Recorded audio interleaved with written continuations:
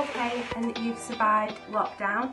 One of the ways that I've managed to get through lockdown is by reading a good book. At the moment we're very limited to the places that we can go. We can't travel very far at all. So for me, books are fantastic because they do enable us to go to places that we may never have been to before. It's a little bit of escapism, isn't it, from the world that we're currently living in. And this book, that's my favourite novel ever, actually takes me on a journey back in time to the Victorian period. In another life, I probably would have been a history teacher. I have a real love of anything to do with history, really, and in particular the Victorian period.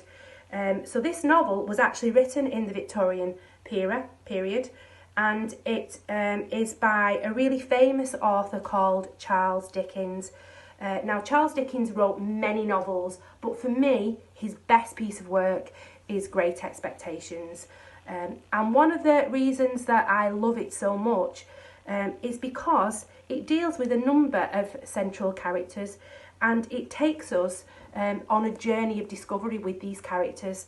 The title at the beginning is Great Expectations, and every character has an expectation of how their life wants to turn out, just like we do, really.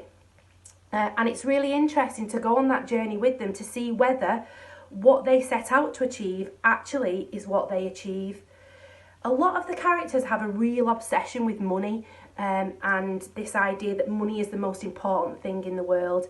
And it's really interesting to see that for some of them that actually changes, and they come to the realisation, really, that the most important thing in life is who you are as a person. To have respect for yourself, to have dignity for yourself, and to have respect for those that are around you.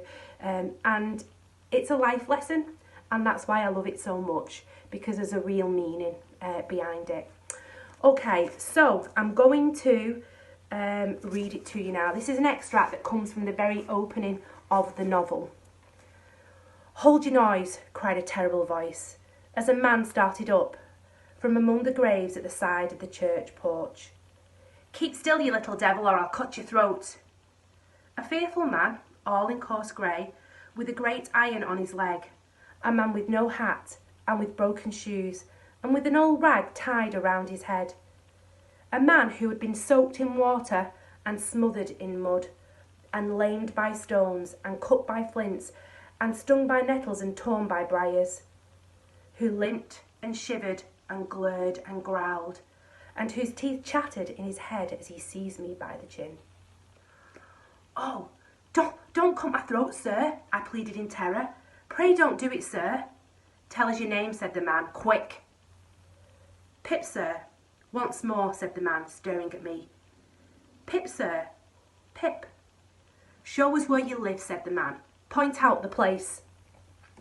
I pointed to where our village lay, on the flat inshore among the alder trees and pollards, a mile or more from the church. The man, after looking at me for a moment, turned me upside down and emptied my pockets. There was nothing in them but a piece of bread. When the church came to itself, for he was so sudden and strong that he made it go head over heels before me, and I saw the steeple under my feet. When the church came to itself, I say, I was seated on a high tombstone, trembling, while he ate the bread ravenously. "You young dog," said the man, licking his lips. "What fat cheeks you have got." I believe they were fat, though I was at the time undersized, for my years, and not very strong. "Darn me if I couldn't eat 'em," said the man, with a threatening shake of his head, "and if I haven't half a mind to do it." I earnestly expressed my hope that he wouldn't, and held tighter to the tombstone, on which he had put me, partly to keep myself upon it, but partly to keep myself from crying. Okay, so I think it's a really engaging opening to the novel. There's a sudden shock, isn't there, in the way that Dickens presents that scene. But we go on a journey with both of those characters, and it's really interesting to see how their lives evolve. Give it a go. I'm sure you'll love it as much as I do. I've read it countless times and I never get tired of it. Every time I read it, there's a different message.